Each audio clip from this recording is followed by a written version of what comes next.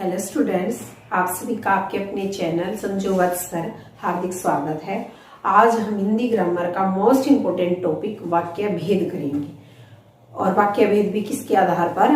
अर्थ के आधार पर। इससे पहले मैंने जो है वाक्य भेद रचना के आधार पर करवाए थे। अगर आपने वो वीडियो नहीं देखी है तो मेरी प्लेलिस्ट में चेक करें और वो वहां से जो वीडियो देखें।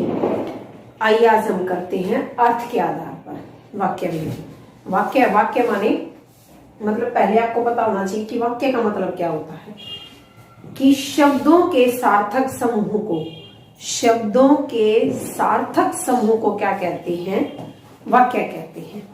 अब वैसे तुम ये भी कह सकते हैं शब्दों के समूह को वाक्य कहते हैं। नहीं, शब्दों को क्रम में और मीनिंगफुल होने चाहिए, उसका कोई भाव होना चाहिए उस वाक्य का।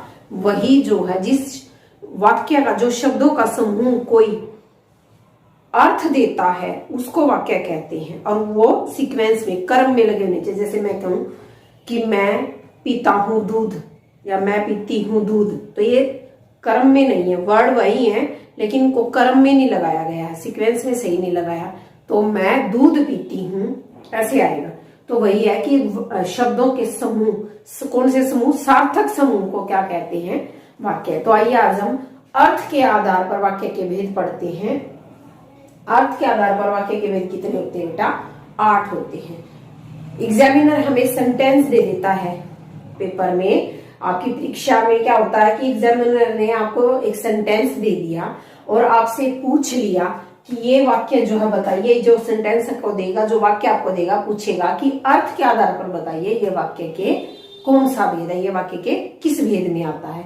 तो वो आप तभी उसको सोल्व कर पाओगे तब जब आपको 8 भेद के कॉन्सेप्ट क्लियर होंगे। तो आइए देखिए, इसके लिए हम पढ़ते हैं 8 इसके भेद। पहला है विधानवाचक। मैं आपको अपनी हर वीडियो में ये बताती हूँ कि शब्द को रिलेट करके चलिए। हमेशा आपको शब्द की समझ आनी चाहिए बेटा। देखिए, जैसे मैंने कहा विधान क्या होता है? नियम। जैसे बड़े बूढ़े को आप कहते हुए सुना होगा आपने, जो बुजुर्ग लोग हैं, कि ये तो विधि का विधान है, विधाता का विधान है। विधाता का विधान माने कानून, नियम है। विधानवाचक की क्या पहचान हुई? कि चाहे प्रकृति का नियम है, चाहे कानून मनुष्य ने बनाया है, एक तो ये, एक दूसरा जिसमें किसी काम की सूचना मिलती है, कि काम के होने की सूचना मिलती है, वो भी क्या कहलाता है? विधान। विधान माने कानून चाहे प्रकृति का है चाहे मनुष्य का है, वो भी इसी के अंदर आएंगे अगर कानून से संबंधित कोई बात की गई है। ठीक है ना? जैसे चोर को जो है चोरी करने पर, या चोर को 8 साल की सजा हुई, चोरी करने पर मृत्युदंड मिला, या जो भी है, किसी का मर्डर करने पर मृत्युदंड। ठीक है, यानी कि एक ये कानून। सूर्य पश्चिम में अस्त होता है, सूर्य पूर्व में निकलता है। ठीक है, कानून। ठीक है, अमावस्या को अंधेरी रात होती है, पूर्णिमा को चांद पूरा खिलता है। मतलब इस तरह की बातें। ये एक, इसको ये भी बोल सकते हैं सिंपल वाक्य। सिंपल वाक्य भी सारे किस में आते हैं? विधानवाचक में। ठीक है, अगर किसी काम की सूचना आपको दी जा रही है तो वो भी किस में आते हैं बेटा? विधानवाचक में। किसी का मैसेज आपको दिया जा रहा है काम का, कोई काम होने का।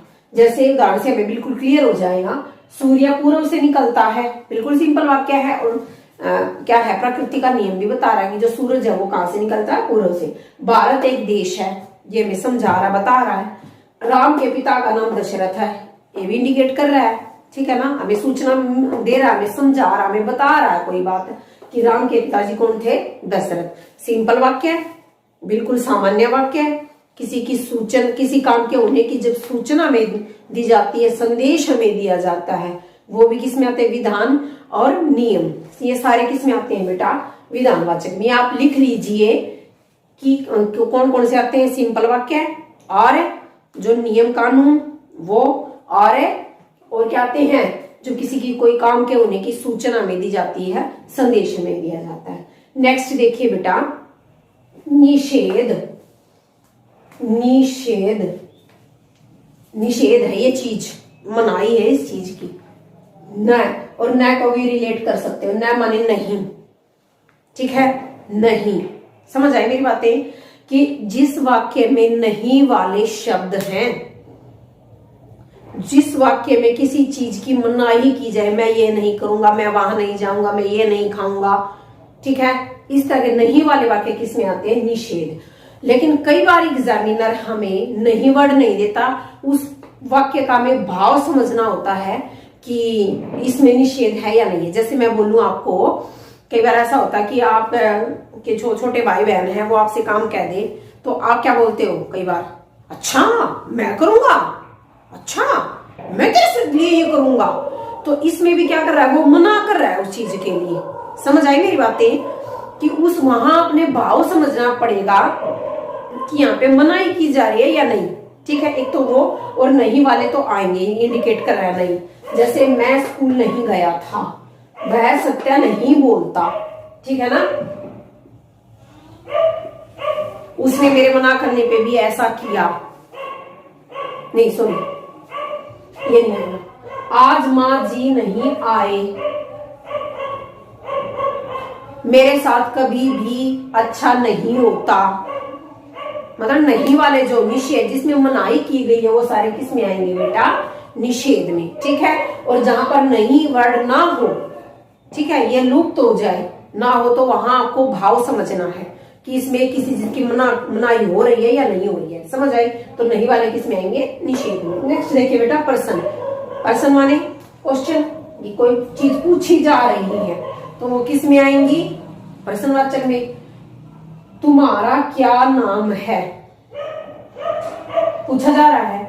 अब जैसे है तुम खेलोगे, कई बार एग्जाम ये नहीं देता, क्वेश्चन मार्क नहीं देगा आपको, चिन्ह नहीं देगा, ठीक है। तो आपको ध्यान रखना, तुम खेलोगे, जहां क्वेश्चन पूछा जाएगा वहां पे प्रश्नवाचक। अब है आज्ञावाचक, इसको आपने ध्यान से देखना है, इसमें हम गड़बड़ करते हैं। आज्ञावाचक में आज्ञा तो है ही, किसी चीज की हम परमिशन दे रहे हैं, वो तो है ही। और क्या मैंने ये लिखे हुए हैं क्योंकि इसमें पजल होती है, इनमें मैंने इसलिए नहीं लिखा क्योंकि इनमें खास कोई ऐसा था नहीं, विशेष नहीं था। तो देखिए इसमें एक तो हम आज्ञा दे रहे हैं, देखिए अनुमति, परमिशन मांग रहे हो आप। मान लो आपको कहीं टूर जाना है, टूर पे जाना, तो आप अपने पेरेंट्स से कह रहे हो कि हमें जो है परमिशन दे दो टूर पे जाने के लिए, तो वो आपको कहते हैं चलो चले जाओ आप, तो उन्होंने आपको अनुमति दे दी, ठीक है। निवेदन, रिक्वेस्ट करना, आदेश देना किसी को, आप ऐसा कीजिए, आप वहां जाइए, आदेश देना, उपदेश, ये सारी बातें ये आपको याद रखनी है कि आज्ञावाचक में आज्ञा ही नहीं, अनुमति भी, निवेदन भी, आदेश और उपदेश, सारी चीजें किसके अंदर आती हैं? आज्ञा की, ठीक है। अब देखिए सेंटेंस से और क्लियर हो जाएगा। आप चुप रहो, आदेश दिया जा रहा है भाई, तो ये भी किसमें आएगा? आज्ञा। कभी आप ये सोचो यार ये तो आज्ञावाचक था, इसमें कैसे आ जाएगा? इसमें तो आएगा ही नहीं। तो आदेश भी इसी के अंदर आता है। आप चुप रहो, आप जा सकते हो, आप जा सकते हैं, ठीक है, आप जा सकते हैं, ये भी अनुमति दे रहा है। ईश्वर जो करता है अच्छा ही करता है, ये उपदेश दे रहा है, ठीक है ना। कर भला हो भला, ईश्वर जो करता है अच्छा ही करता है, ये क्या है? उपदेश है। तो उपदेश भी किसमें आएंगे बेटा? आज्ञा में। कृपया शांति बनाए रखे, ये विनंती कर रहा है, प्रार्थना कर रहा है, निवेदन कर रहा है, ये भी प्रार्थना निवेदन किसमें आएंगे? मैंने लिखा हुआ ना रिक्वेस्ट, जब हम किसी से करते हैं तो निवेदन किसमें आएगा बेटा? कृपया शांति बनाए रखें, किसमें आएगा? निवेदन, आज्ञा में। ध्यान रखना आपने, आज्ञा भी, अनुमति भी, जब आप किसी चीज को परमिशन दे रहे हो, रिक्वेस्ट कर रहे हो, निवेदन या प्रार्थना कर रहे हो, किसी को आदेश ऑर्डर दे रहे हो या उपदेश दे रहे हो, ये सारी चीजें किसमें आती हैं? आज्ञावाचक में। समझ आया बेटा? नेक्स्ट देखिए इच्छावाचक। इच्छा, आपकी इच्छा है कि मैं मतलब पढ़ लिख के जॉब लग जाऊं, अच्छे से तैयारी करके जो है ऊंचे पद पर चला जाऊं, अपने माँ बाप का नाम रोशन करूं, इच्छा ही हमारी। इच्छा, इच्छा के अंदर क्या आता है? इच्छा तो है ही, आशा, ठीक है, आशीर्वाद, हमारे परिवारजनों के साथ जो परिवारजन, हमारे जो परिजन है उनके साथ कभी बुरा ना हो, ठीक है ना। इस तरह मतलब आशीर्वाद भी, आशा है कि आप ऐसा करेंगे, आशा है कि आप इन फ्यूचर बहुत मेहनत करेंगे। ठीक है, मुझे आपसे उम्मीद है कि आप जो है हमेशा निरंतर जो है सफल होते रहेंगे। किस लिए, कैसे? मेहनत करके। तो इच्छा, आशा भी, और आप किसी को आशीर्वाद दे रहे हो या आपको आशीर्वाद मिल रहा है तो वो भी किस में आता है बेटा? इच्छावाचक में। आपको याद रखना, जैसे आज्ञा के वाचक के रखने हैं ऐसे इसके भी। जैसे नववर्ष मंगल, नववर्ष मंगलमय हो, नववर्ष कैसा हो? मंगलमय हो। ठीक है ना? क्या इच्छा है? तुम्हारा काम सफल हो। ठीक, भगवान तुम्हें दीर्घायु करे, आशीर्वाद दे रहा है। तो आशीर्वाद भी और हम किसी चीज की आशा रखते हैं वो भी, और इच्छा भी, ये सारी किसमें आती है बेटा? इच्छावाचक में। आप देखिए संदेहवाचक, संदेह नाम से ही समझ आ रहा, संदेह, हमें किसी बात पर डाउट है, श्योर नहीं है हम कि ऐसा ही हुआ होगा या ऐसा ही होगा या ऐसा ही हो रहा है।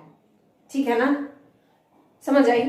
तो आपको लग रहा है कि आपका जन्मदिन है या कोई भी ओकेजन है आपके घर, आपको लग रहा है कि मामा जी आएंगे, हो सकता ना आए, या और गेस्ट आएंगे, हो सकता ना आए, कुछ भी हो सकता है।